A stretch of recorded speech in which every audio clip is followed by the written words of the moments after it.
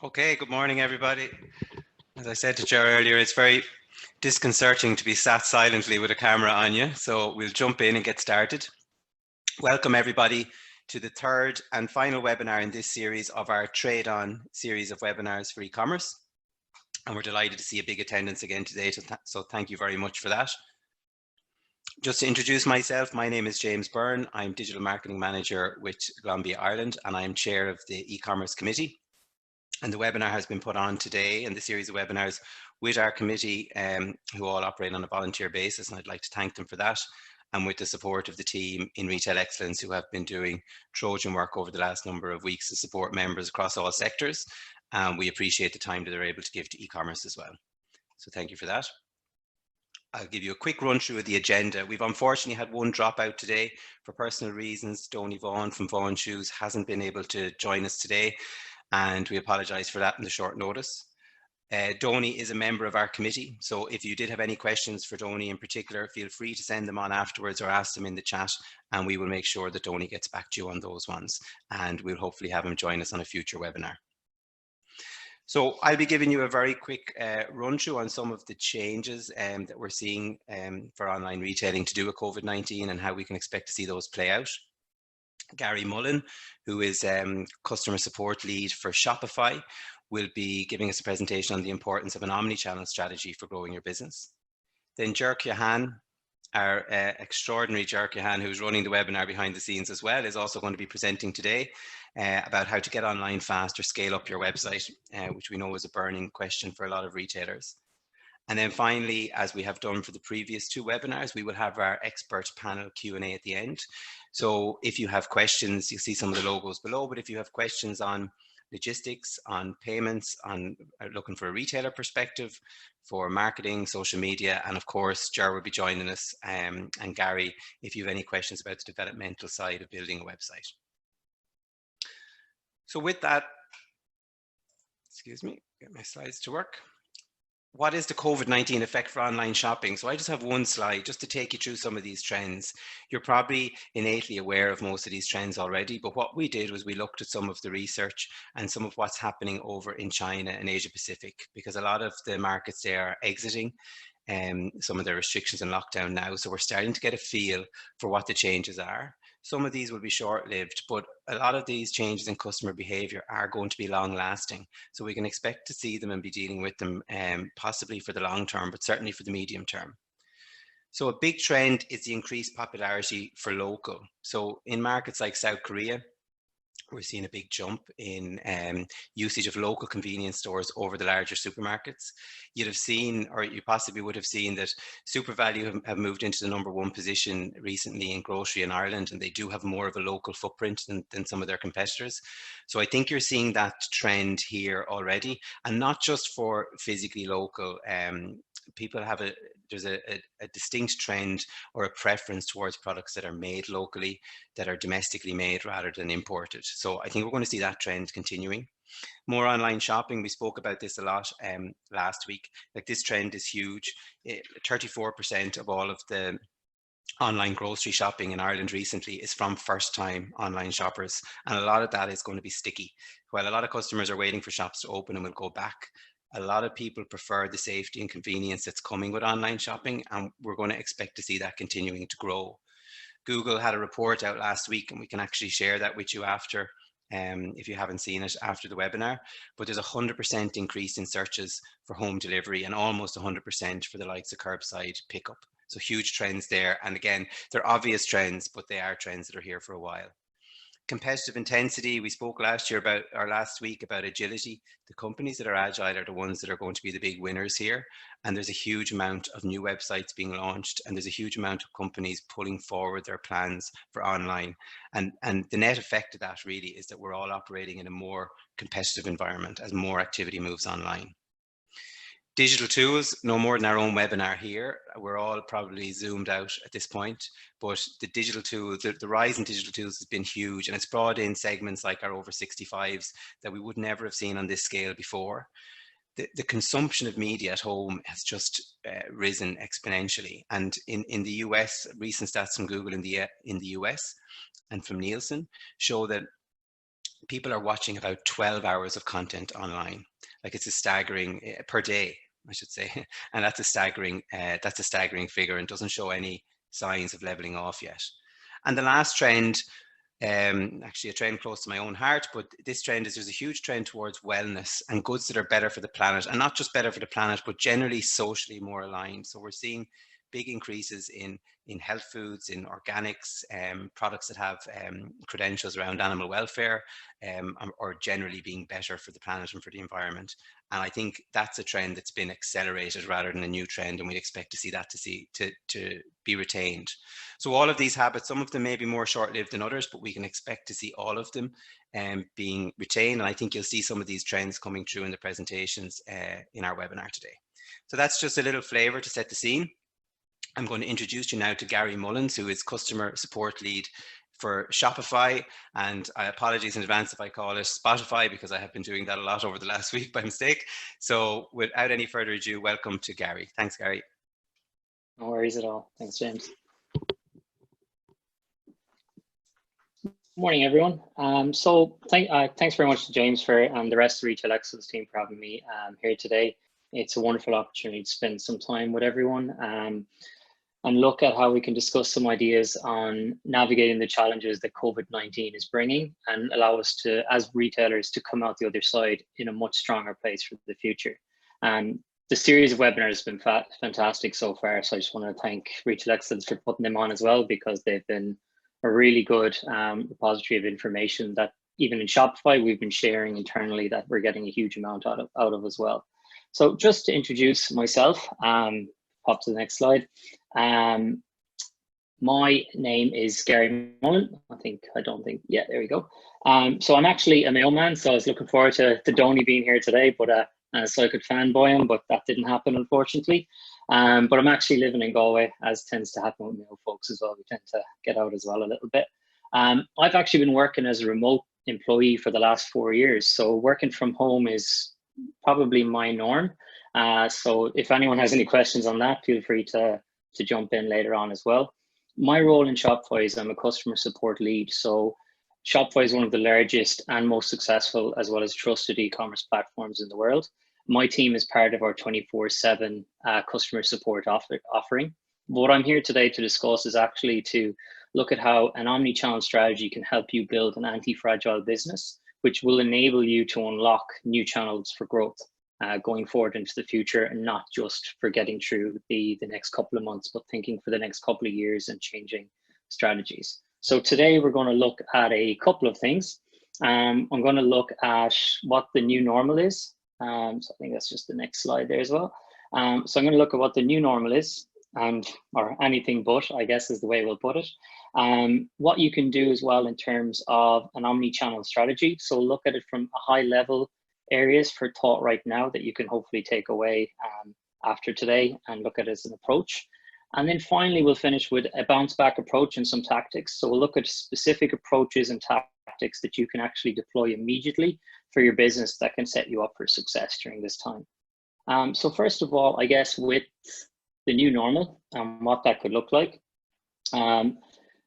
Thinking ahead, sorry, we popped to the next slide. That was just a space filler, I guess. I think first of all, it's important to acknowledge that this new normal is not normal at all. There is no playbook for what we're going through. Every company around the world is actually navigating their way through this on a daily basis. As business owners, there is no silver bullet, unfortunately. So when things go well or wrong, don't beat yourself up on it. Keep trying again, keep learning from what other companies are doing, and you will achieve success. What COVID-19 has taught us is that it's the resiliency of small businesses and people's willingness to adapt and pivot that's actually helping them get through to the other side of all the adversity that you're facing. Everything we learn, we share, advise on has to be approached within the spirit that we have, and it allows us to recognize that some stuff will land, some stuff will work, but some also won't. But it's important that we keep trying, because there is no playbook. We have to try, we have to acknowledge failure and keep moving on again. Looking at Ireland and the UK, what we do know is both are slowly reopening for business. As of yesterday, the UK announced their plan. As of a few days ago, Ireland has as their plan as well. But what that does mean for us is it means that we need to think about how it affects retail. We have to continue to plan for a lockdown world, because we are going to be affected for months, years, potentially going forward in terms of different approaches, different buyer behaviors. Traditional offline channels, they're no longer enough. Your customers expect options from you going forward. So they expect to have your brick and mortar, but they also expect to have you online, wherever they may be communicating. Any new plans that you create, they must allow you to pivot quickly. Businesses that will achieve success through all these times are the ones that are able to be nimble, adapt, and go to where their customers are communicating. But the good thing is, with adversity, there is opportunity. So let's talk about that for a second. So looking at some of the data, more entrepreneurs and customers are going online right now. This, for example, in the peach or red number, depending on your screen, 62% let me start again. So across a 6-week period from mid-March to end of April, new online store creations on Shopify were up 62% compared to the previous 6 weeks. Much of that is likely due to brick and mortar stores moving online and new online store creations. Additionally, in March, alcohol was actually a product category with the most shops joining, moving up from 3rd place with candy, sweets, and tea, coffee following. So what that actually says to us is it's not actually about the essential products that are achieving success online. We have a lot of different products. As you can see from the data on sunglasses, rugs, and skincare masks, from the 20th to the 26th of April, there was a 78% increase in sunglasses being sold online, rugs being sold online, and skincare masks and peels being sold online. So it's important that the limitations that brick and mortar businesses might feel with online is no longer there. Customers are looking for everything that they want online, and they're looking to buy it from the businesses and the companies that they trust, the ones that, like yourselves, that they've gone into stores to visit and see. So thinking ahead, looking at the near term, social distancing, it's here to stay, and we need to allow for it, we need to prepare for it. Secondly, retail innovation, that has been accelerated. Our CEO, Toby Lukey, actually is speaking recently about how 2020 is the new 2030. Buyer behaviors and that we would have expect 8-9 years from now is actually coming into play because of the needs that are there right now. The situation we're in right now has changed how buyers are interacting. They're expecting products and needs online all of the time from any type of business that they're looking for. And we need to get comfortable with that. The world we've come from a couple of months ago is completely different to the one we're going to move forward into. It's not going to revert back to what it was before, and we need to accept that. And thirdly, we'll look at omni-channel. So it is a big word. It can frighten a lot of people, but thinking about it in its simplest terms, omni-channel retail doesn't require you to be everywhere. It just requires you to be everywhere your customers are, and providing these shoppers with a unified experience across all of the channels that they are and touch points. So let's look at omni-channel for a second.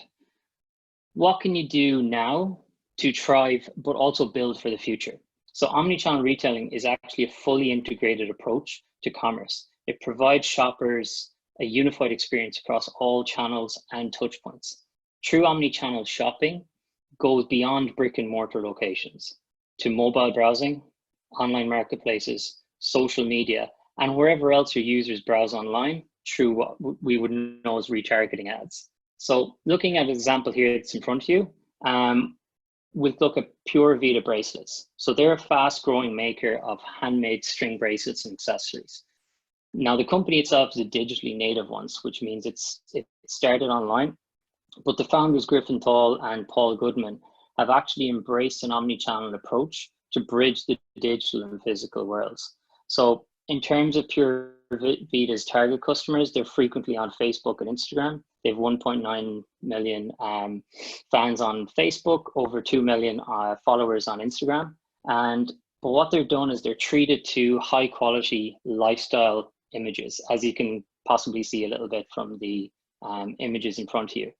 So what that does is that actually intrigues shoppers. That makes them click through to visit the company's online store, which immediately offers incentives to purchase. So some of these incentives are actually in the form of targeted ads across channels to experience Pura Vida in-person events, like the company's pop-ups, which include food, drinks, and music, nearly like a festival, I guess is the best way to put it. Shoppers who also choose to opt into the company email list give Pura Vida another new channel and another opportunity to engage with their customers via email marketing, as well as social media, as well as the retargeting ads.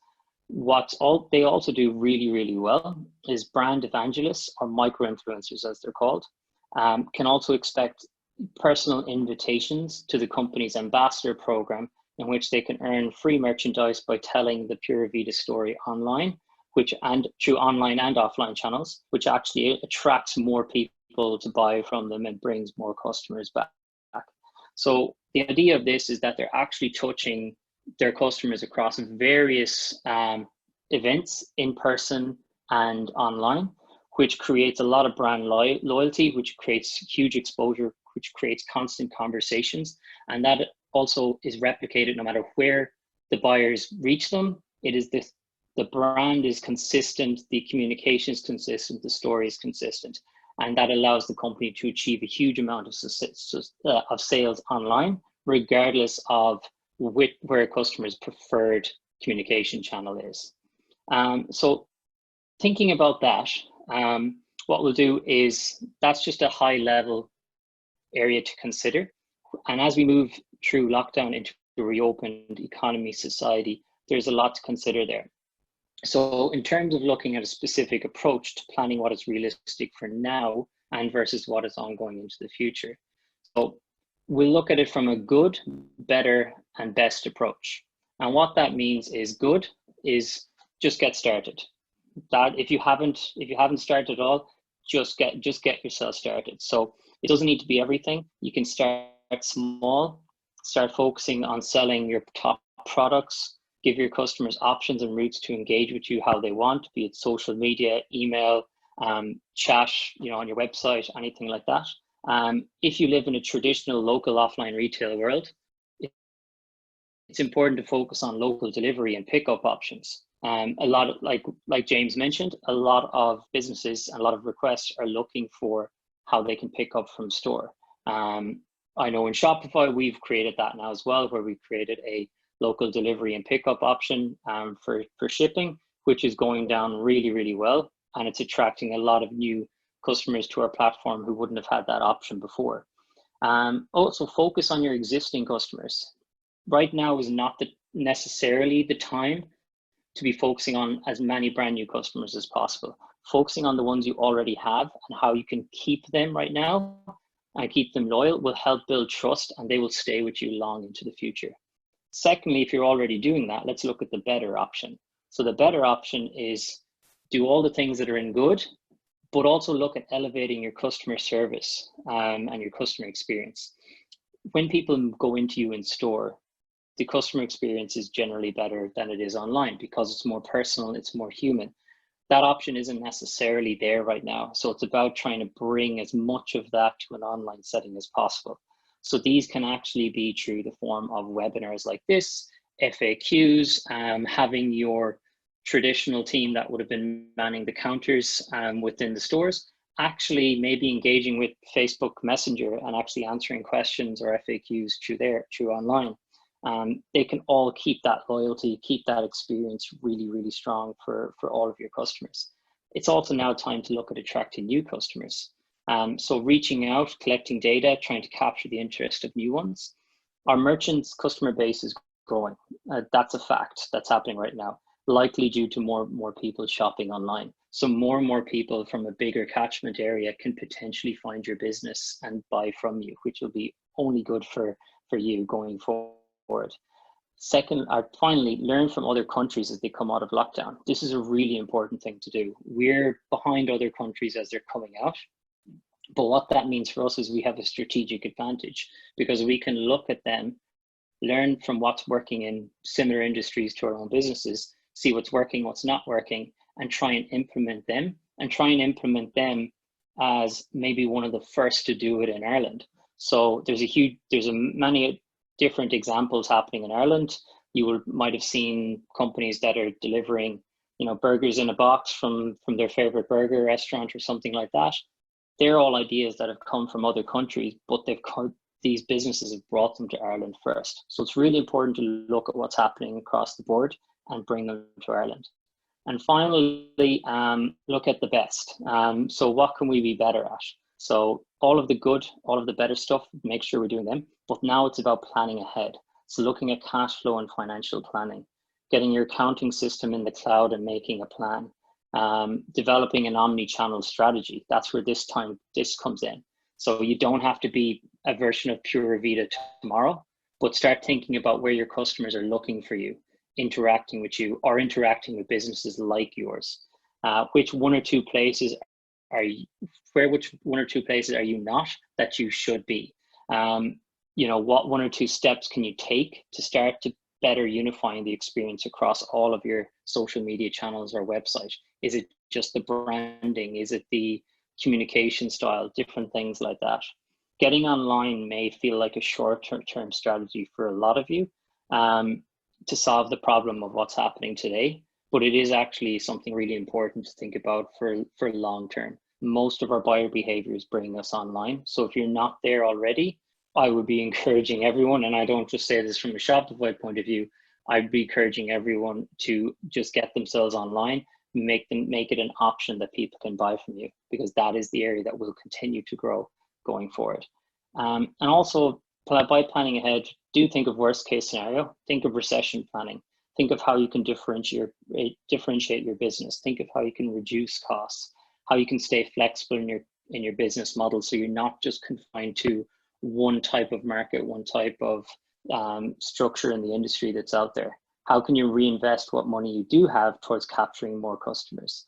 And most importantly, look at how you can partner with different people, be it your customers, be it other businesses, vendors. Look at how you can build those relationships that will give you a solid foundation to get through all of the next couple of months. And just finally, just to give you a little bit of an insight, like this is our shopify.com/COVID-19 is our page where we have all our COVID-19 resources, a huge amount of explanations, help docs, case studies that allow people to, like yourselves, to learn, to find different ways that you can actually plan and get through, not just today, tomorrow, or the next couple of weeks, but set yourselves up for a real positive future. So hopefully there was a few bits and pieces in that. If there's anything else you'd like, I'll be here for the Q&A, and I'd be more than happy to answer any questions you might have. Thank you.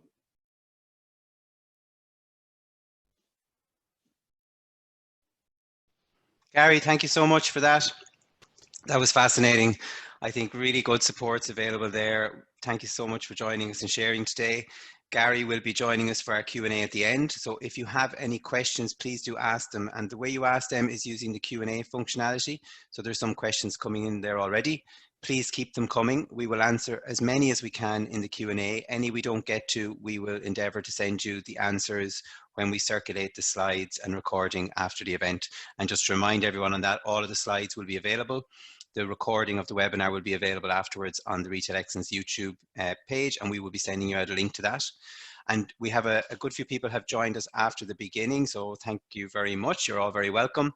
Just to say again, Donny Vaughan, who was scheduled to join us from Vaughan's Shoes, unfortunately wasn't able to join us today for personal reasons, but Donny is a member of our committee, so don't let that stop you asking any questions of Donny, but we may have to follow up with you afterwards on those. So with that, I would like to answer or pass you on to Ger Keohane from Studio 49. Ger has been instrumental in setting up our webinars and is going to share some of his very deep experience now on e-commerce with regards to scaling up or building your e-commerce business online. So welcome, Ger. Thanks, James. Okay, so my name is Ger Keohane. I work with Studio 49. We're an e-commerce agency based in Cork City. You can move to the next slide, James. So I've been asked to talk about getting online fast and scaling once you are online.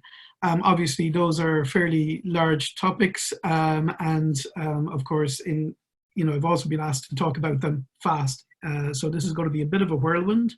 The slides will be made available after the talk, will be sent to the attendees.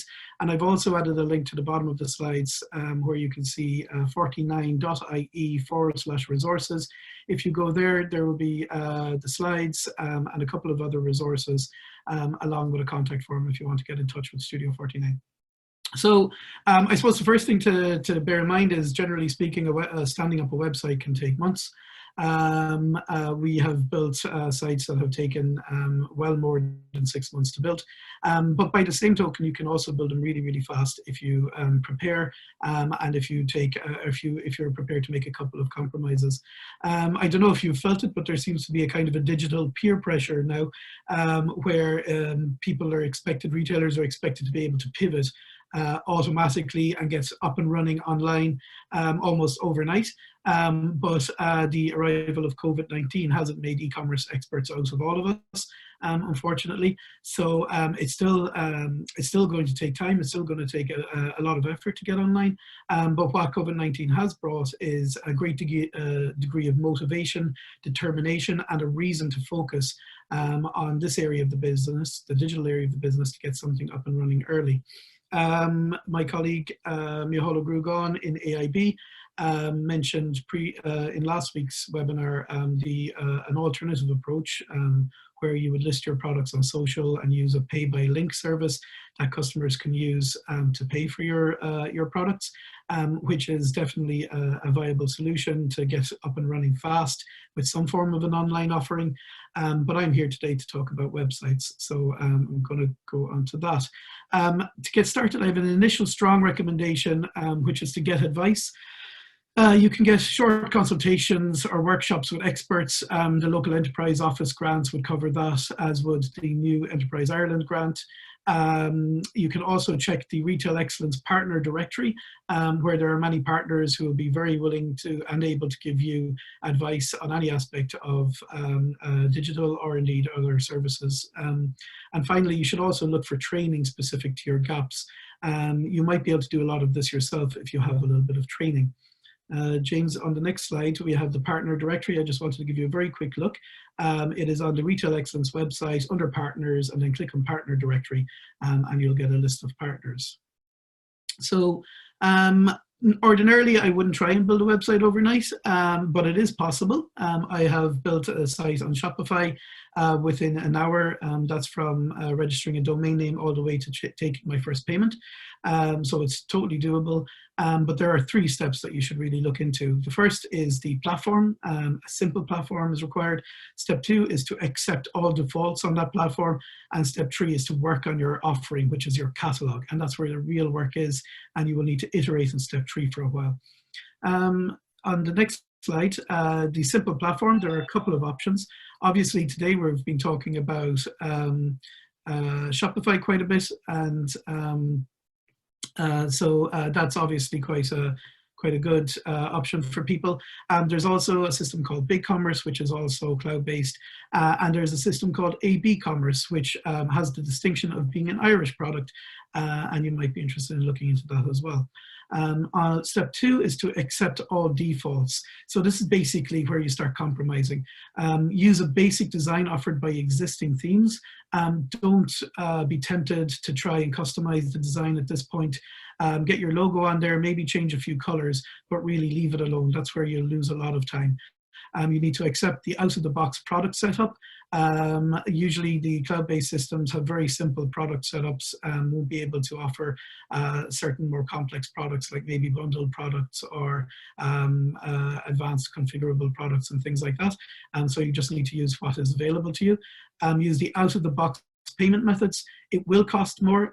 It's often where some of these companies would make their money, and it would be preferable in some cases to use your own payment gateway like Global Payments, Xrelex, but it's going to be an awful lot faster to get up and running by using the out-of-the-box payment methods. Accept a simplistic shipping cost. which basically means a fixed price for shipping or free shipping after a certain value, and then no complications, no currencies, no languages, no multi-store, and no custom products, which will bring you to the end of step 2, which can happen. You'll get to the end of step 2 within maybe an hour, maybe a day, maybe 2 days. It won't take you much longer than that. But at this point, you will be able to list products. You will have a site with nothing in it, but you will be able to send customers there. You can list your products there. You can take payment for product and shipping. You can collect your customer details for the order, and you can accept an order and fulfill it. Which brings you to step 3, which is where the real work is. James, if you move along to the next slide, the first element of step 3 is the catalog. This is really where you're going to spend a lot of time. And regardless of whether you get a company like Studio 49 to build your website, if you're going to go it alone, etc., setting up and organizing your catalog is going to be your number one time sink, or the number one place where you're going to take up most of your time. It's also one of the places most worthwhile spending time on, because customers buy with their eyes. They're going to need to see good images. They're going to need to see good descriptions and sizing information about your products. And they're going to have a lot of questions that need to be answered. And all of that needs to be answered through the information that you gather in the catalog stage of your build. This catalog stage can only rarely be done by people outside of your own company. This is really something that you and your team will need to organize yourselves. There is a company that I'd like to give a shout out to called Content Llama.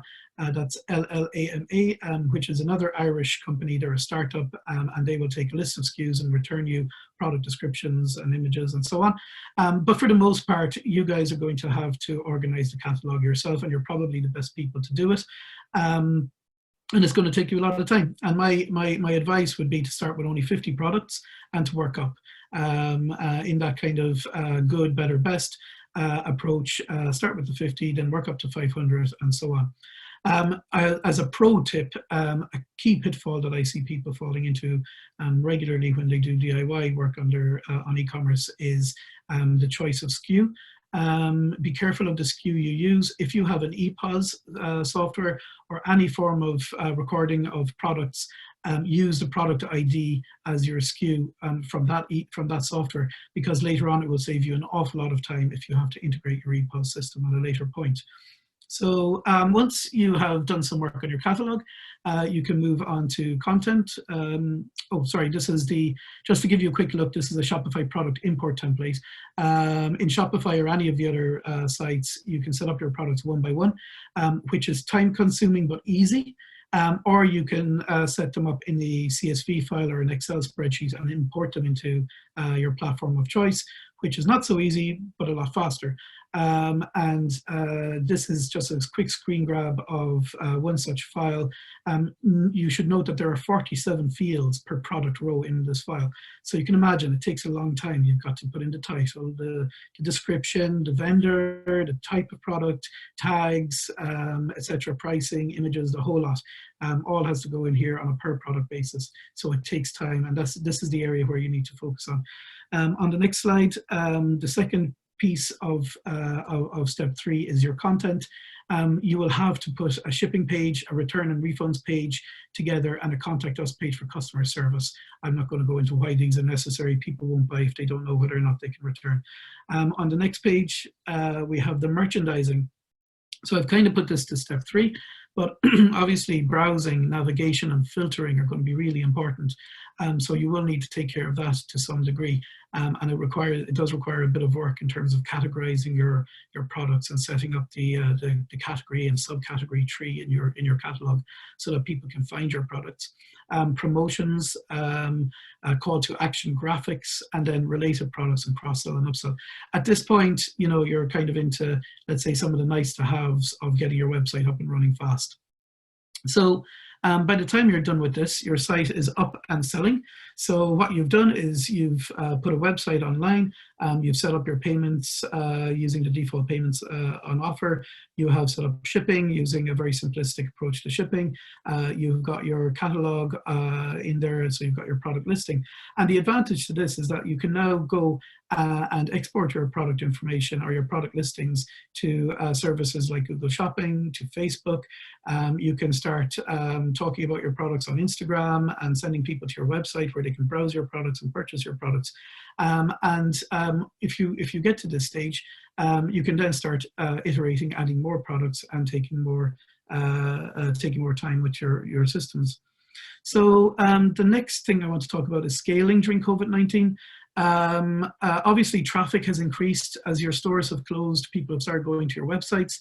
This is on the assumption that you already have a website. So what you'll have noticed is traffic has increased, but also conversion rate has dramatically increased. We've seen this across the board.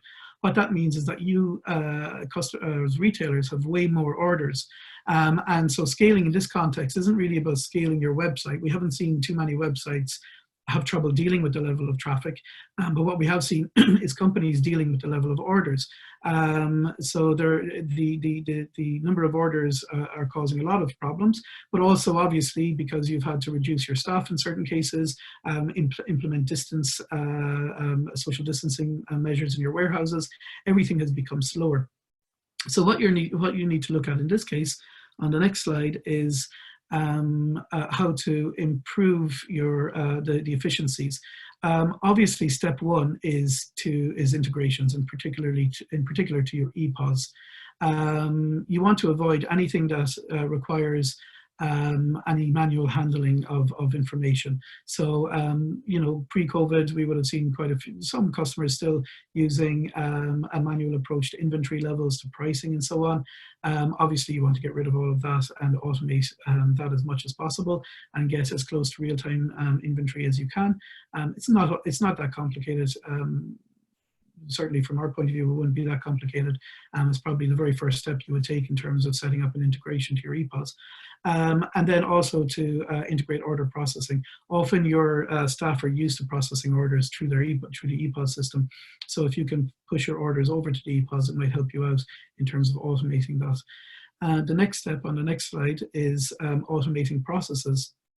So at this stage, really, it's important to gather your team together. They've been at this now for several weeks, and you need to review the fulfillment process step by step. I'd suggest even an hour and a half where you get all of the people in, including the people who are doing the pick and pack, and a representative from each step in the process, and have a no-blame review of how things are going, to try and identify where things are going wrong right now, where you're starting to see problems with the process, where the bottlenecks are, where are orders getting stuck, where are customer service queries causing issues for you in terms of the order fulfillment. And then in some cases where your resources are maybe underused. In some situations you may see one warehouse being used quite a bit and orders aren't spread between maybe 2 or 3 warehouses.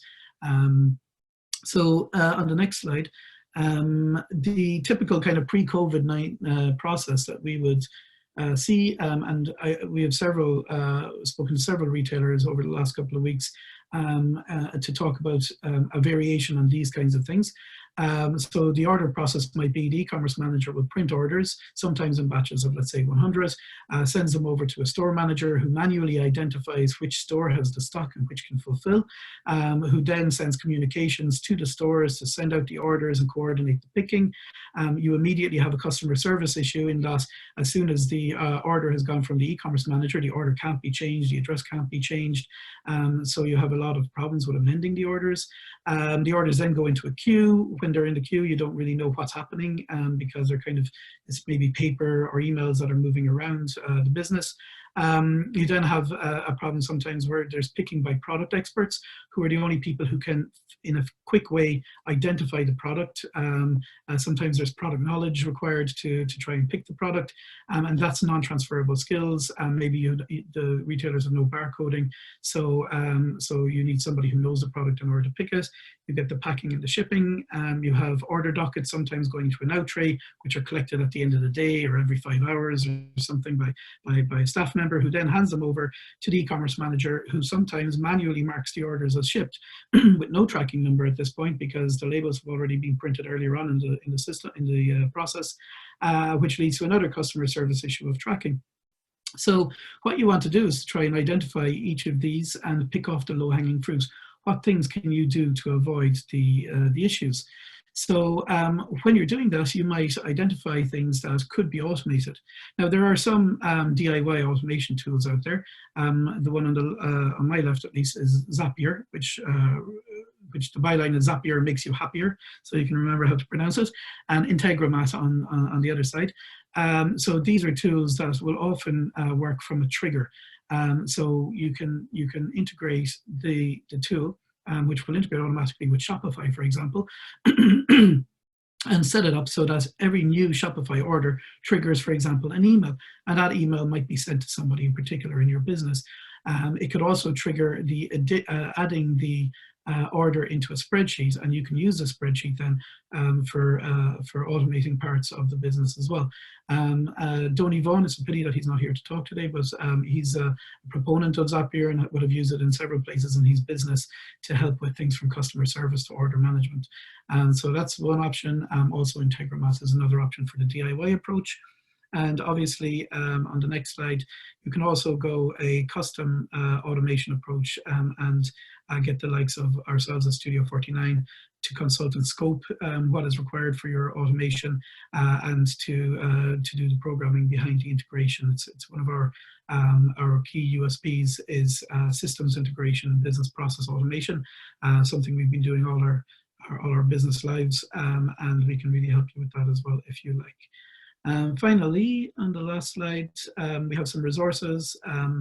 If you're up with the cool kids, you can scan the QR code on your iPhone on your camera. Otherwise, just go to 49.ie/resources. And if you would like to ask any questions in the QA, anything we don't get to in the Q&A session, I can come back and answer afterwards. Thank you very much.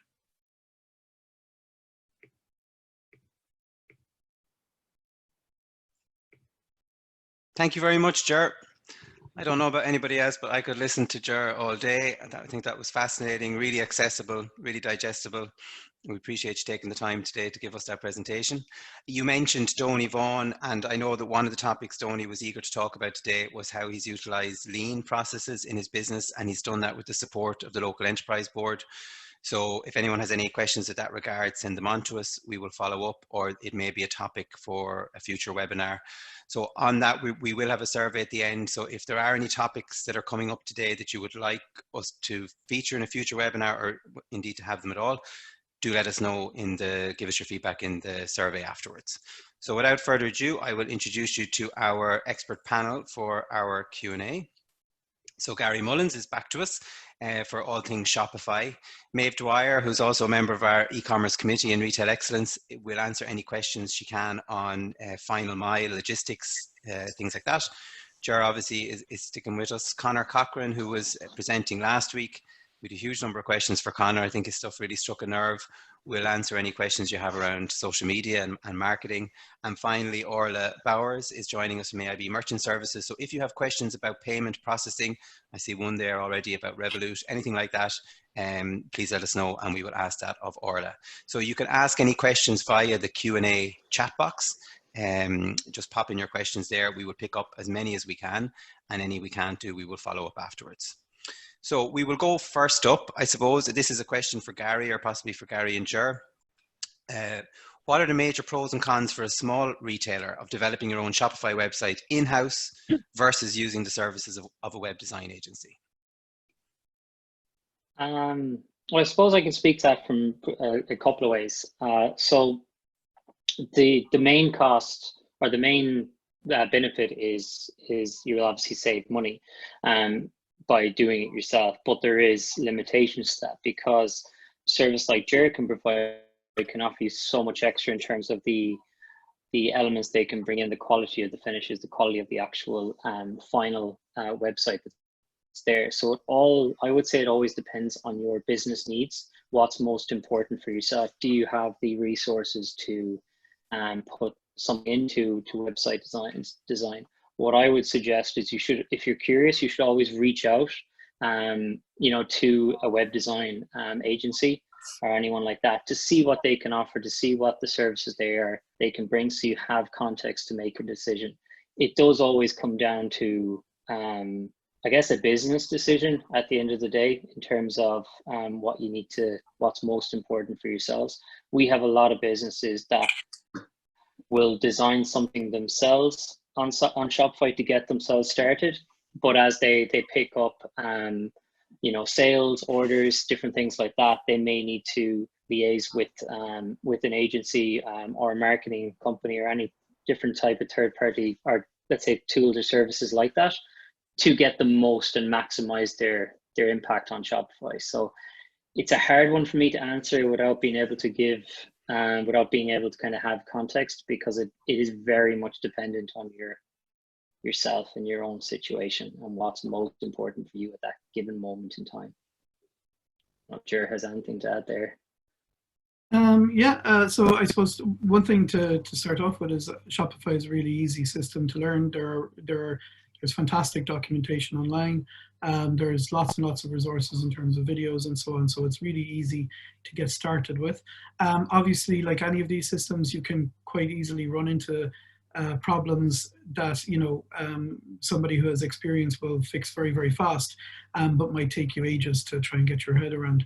You know, even things like setting up the domain, the DNS records to point at Shopify in the first place might take you a little bit of figuring out. So there are certainly things that an agency will be able to do faster. But for the most part, if you're just getting up and running and you want to try out a new system without incurring too much cost, it should be fairly straightforward for you to set yourself up. After that, the real services from an agency perspective are to do with things like integrating Shopify. So for example, like a good example would be in Ireland, there's an ePOS system called Meridian by Retail Integration, which we've integrated with, and we can roll out that integration fairly fast for anybody who would need it. That allows you then to deal pricing, inventory, order processing, and so on and so forth. So it's at that stage where the agency becomes particularly useful. Also, if you have serious design requirements, if you're really looking to nail design and customer experience, then an agency you'd really have to go to an agency.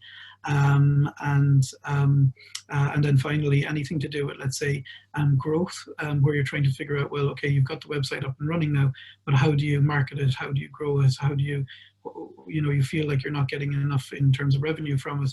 Where are the problems? And so that's also where an agency would help out. Great. Thanks, Ger, for that. And Gary. Another question we have here, this is a payments question. So it might be, it's specifically related to Shopify. So it might be for Gary or it might be for Orla or both. Is there an issue accepting Revolut card payments on Shopify?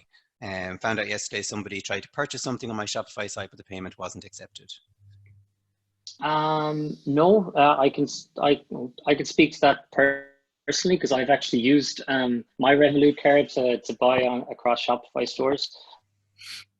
So generally, I haven't, from a, let's say, as a buyer to perspective, I've had no issue using it to buy things. And as a merchant, I haven't experienced any issues there or seen any issues there either. It generally works because it works through the Shopify payments gateway or other gateways, because it's viewed as a credit card for those purposes. I haven't come across any issues myself. If there is anything specific with that one, you feel free to drop an email on afterwards. I can chase that up on our end in Shopify just to see if it's an isolated issue or something like that. But from a general point of view, I haven't come across any issues. Okay, thanks, Gary. And Orla, any on your side? Yeah, it's worth mentioning that Revolut is effectively the same as a Visa card. So a payment gateway or even an in-store credit card machine will recognize that as if it's a normal Visa card, whether that be Visa debit or Visa credit. So typically there would be no variations to how a transaction would perform when it is a Revolut card. So in that particular instance, it perhaps was an individual card issue as opposed to a systemic Revolut-based issue. Super, thanks very much. Gary, there's a very unfair question here for you, so I won't even ask, would you recommend Shopify over WordPress? Because I think that could be a career limiting question if you answered it the wrong way. But a better question, I think, is maybe what is the cost of Shopify? So Shopify can vary. It depends on, I guess, what's best for your business at your level of time. So our starting, we're a subscription as a service model. So you pay a monthly subscription to have your store on the Shopify platform. The basic plan starts at $29 per month, and then you would move up to $79 for the Shopify plan and further for the advanced. And then our enterprise level merchants might be on a plus plan, which is there'd be custom rates and different things like that. So you can get up and going on Shopify for $29 a month, which is quite minimal. You know, if you are making some sales, it generally covers itself pretty quickly. The only other things you need to then bear in mind are credit card processing fees, different things from orders like that, or if you're using apps to add different integrations into your store, the cost may go up and down depending on what you're doing there. But the starting point would be for a brand new business, maybe that just wants to get online, not sure how much they're going to make in terms of revenue or anything like that. We'd always be saying start at the basic plan, because you can go up or down as your business needs, so you can adjust your plan to cater for where you're at and how much you're making. Okay, super. And Gary has also shared with us a number of resources that we will circulate some articles for people starting out, and we will share those when we share the slides afterwards as well. A question for Connor on the marketing side. This is a bit of an open-ended question, Connor, but what tips would you have to build your social media following, especially on Instagram? And should we do regular boosted and paid posts? And how much a month would be the norm to budget? Yeah, there's a few parts to that. So I think the first answer would be tips for building your social media. I think the first thing I would do is just don't think that's the only thing to do with social media. Just go and try double your following or get 10,000 followers, whatever the case may be. Because your organic reach, meaning not paid reach, is suffering more and more, it always isn't the best thing to just get more followers. So I would say if you are to do paid posts, boosted posts, actually focus on reaching your target audience more often, and organically your growth will come with that. So the first thing would be don't focus on growing the following, focus on reaching the right people, and the organic growth will come with that. If you are looking at little tips for obviously boosting your followers, like competitions and stuff, but I think your competitions obviously have to be very relevant to what you're offering, like tagging people, engaging people, driving engagement to your Instagram.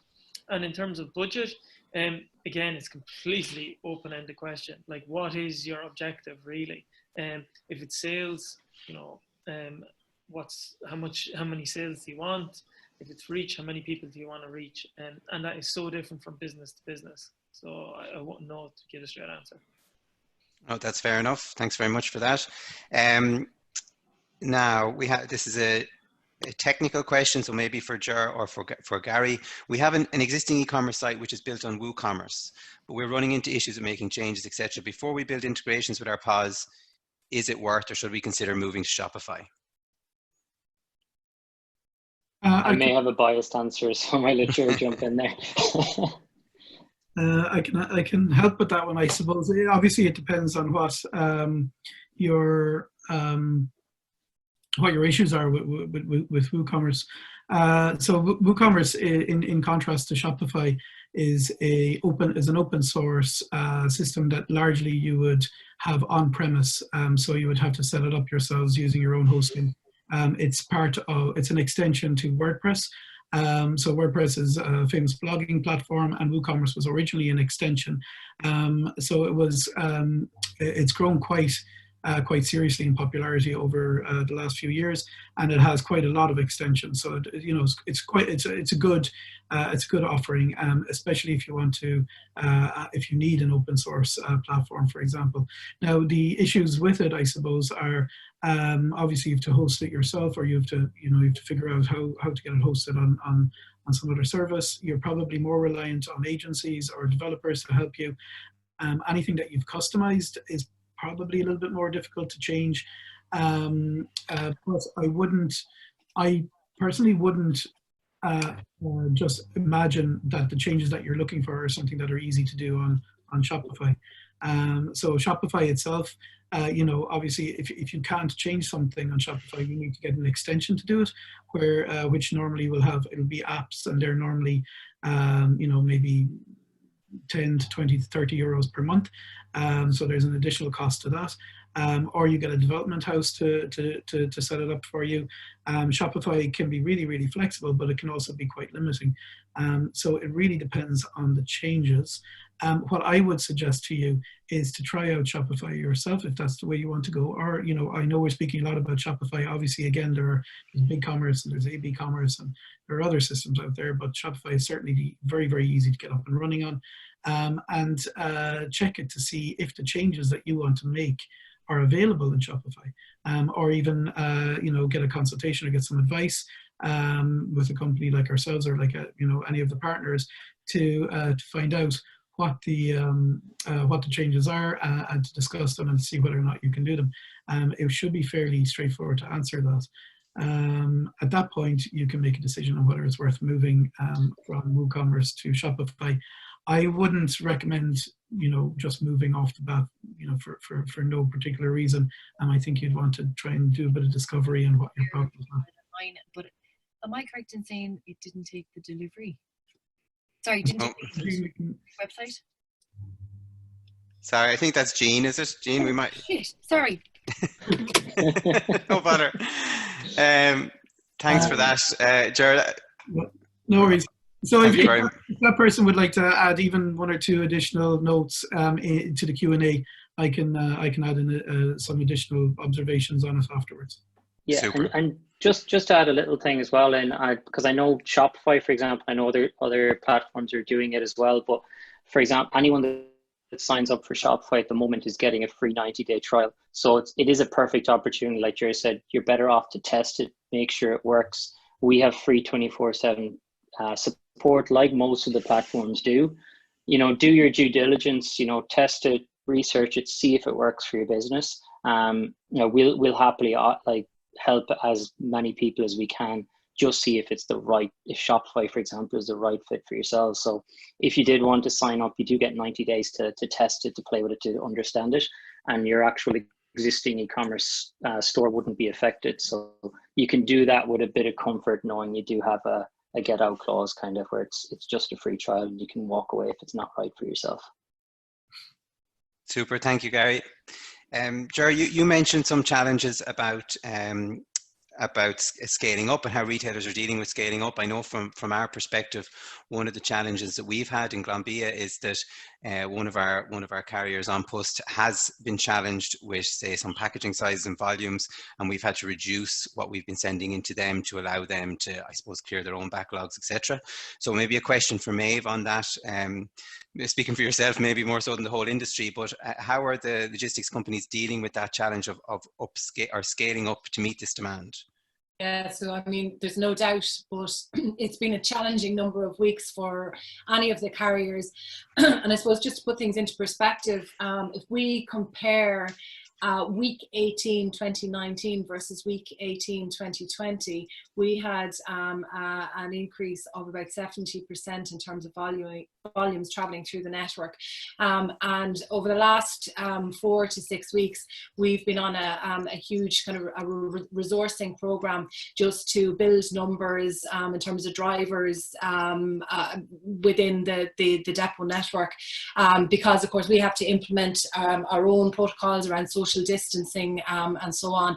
So it's we continue with the resourcing, and we're at a reasonable point now, but the demand continues to grow, and I suppose that's why we're all here, because we don't see any change in relation to this whole move towards online. So really, yeah, it's a challenge, but we're meeting the challenge, and I suppose the great thing has been to see the response from people at the doorstep and our own customers themselves in relation to the partnership and the service. Great, thank you, Maeve. We've about 2 minutes left, so what I might do is just do a quick rapid fire of some of the remaining questions. So if I could just ask our panelists just to give us very short, snappy answers, if you can, to some of these. I'll throw this one open from a GDPR standpoint. Can you remarket to customers who've purchased online in the last 12 months without an opt-in? And I can take that one if people... Well, no, basically. Yeah, unless it's a very strong business reason, no.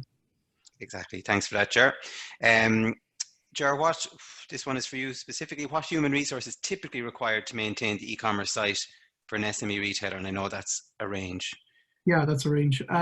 So from the very basic perspective, you need an e-commerce manager, somebody to manage the website, look after it, grow it, deal with agencies, deal with getting product on there, deal with problems.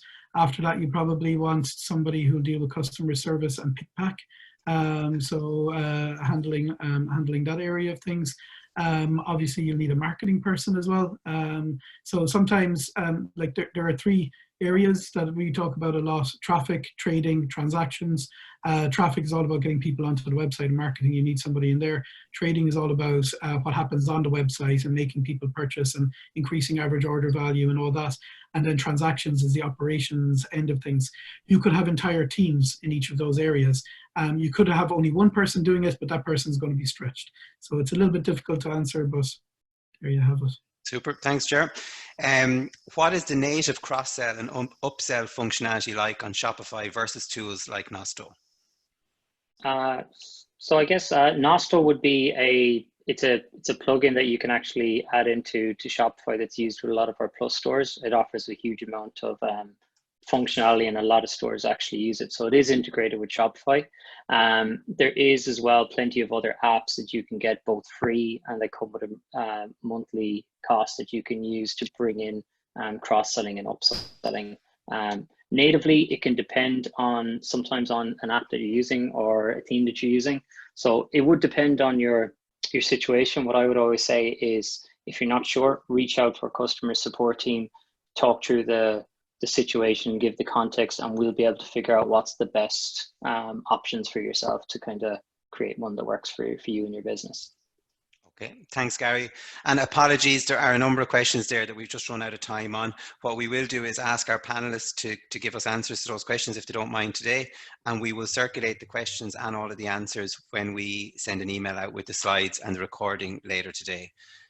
So apologies for that, for cutting that short. And then finally, it just remains for me to say thank you to everybody. So thank you to everybody who has participated, who has joined our webinars, to all of our panelists who have taken part. The first two webinars and this one will all be available on the Retail Excellence YouTube page. So if you haven't had an opportunity to watch them, I do recommend looking back. The first webinar covered the grant support available from Enterprise Ireland and the local enterprise board. It's really worth a watch, and it gives you links to more information on both of those schemes. The second webinar, we looked really at bootstrapping and getting up and running fast using social media, using the likes of Pay by Link. And obviously our third webinar today will all be available. So thank you to everybody. Also, just a shout out to the rest of our committee. Most of them have been represented, but Jean, who you heard from briefly there from Willow.ie, working hard, packing orders, and Tony Keeley or Paul Keeley from Tony Keeley's, both members of our committee have both been working behind the scenes as well. So we'd like to thank them and all of the committee. And the last thing, not just Ger is modern now with his QR codes, but I have one too. So there's a QR code there for our survey. You'll get a link afterwards as well. It's just 5 questions. Just take a moment, and we would really appreciate your feedback for future topics and anything we can improve on for future webinars. So with that, thank you very much, everybody. We appreciate your time, and have a great Monday.